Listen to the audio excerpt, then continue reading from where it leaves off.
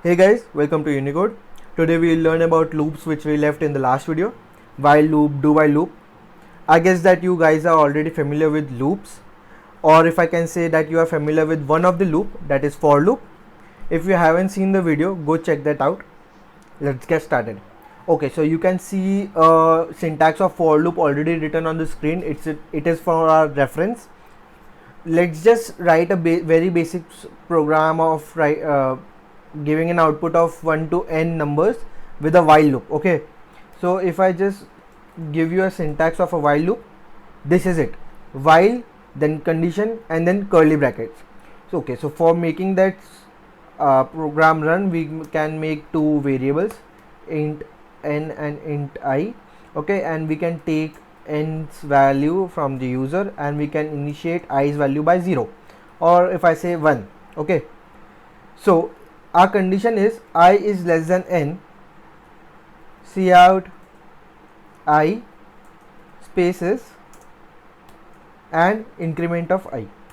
This is the syntax of while loop. You can see I have initiated the value of I with 1 outside the loop, that is before the loop, and incremented the value of I inside the loop.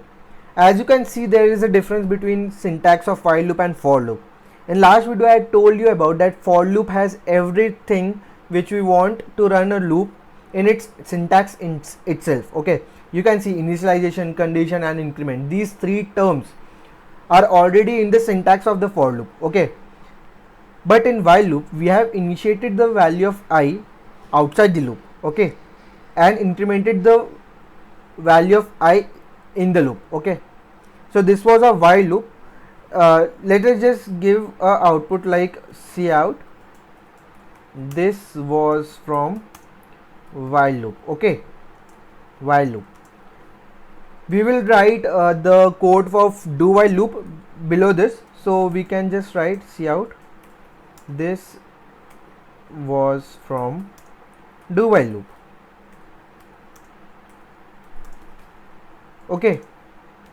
Okay, so I want to tell you guys something.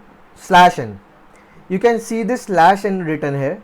This slash n means nothing but to change the line in our output screen. Okay, there are many more small things which you will need to understand while coding. This small slash n is for next line. Okay, we want to again start the value of I by 1, because you can see this condition will get false if I will be equal to n, and we have to restart the value of I by 1. Okay, so coming to do while loop, do curly brackets while and brackets and then a semicolon. You can see while and then here it will come a condition and then a semicolon. In this loop our semicolon is important, it is a part of the syntax. Okay, so we will do the same thing. Let's just copy and paste this code over here and we can write the condition I is less than n. Okay, let's give this code a run. We have to give an output of n. We can give a 6 and you can see our output 1 2 3 4 5 in both the cases. You can see for this was from while loop 1 2 3 4 5, this was from do while loop 1 2 3 4 5. So what is the difference between these two loops? Okay, let's just run it again for a value of n 1. Let's just run it for 1 value. You can see here there is no output in our while loop, whereas in our do while loop we have an output of 1. Okay, why is it so? You can see condition is checked before going into the loop. In this you can see the condition is checked after the loop has been executed. Okay, so in while loop condition is checked and then the statement starts executed. Okay, that is if the very first values does not satisfy the condition, it is possible that loop may not run, not even once. But in while loop, but in do while loop, the statements are 100% executed at least one time.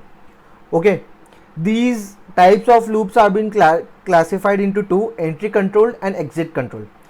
You can use the basic English to classify these. This is entry controlled and this do while loop is exit control. Entry control loop will go into the loop when the conditions are true at the starting point of the loop. Okay. In exit control, if the loop will execute and then the condition will be get checked. Okay. We can also categorize the for loop as an entry control loop, because you can see first it's initialize, then it's check the condition. Okay. So we have two entry control loops in a C++, that is for and while, and single exit control loop called as do while loop. So this was the completion of do while and while loop. These are and a total of 3 loops in C++: for loop, while loop and do while loop. I would like to solve your doubt. You can comment down your doubts, and I hope you guys learned from it. And if you do, please like my video. If you are new to Unicode, please subscribe, and let's meet in the next video. Till then, happy coding.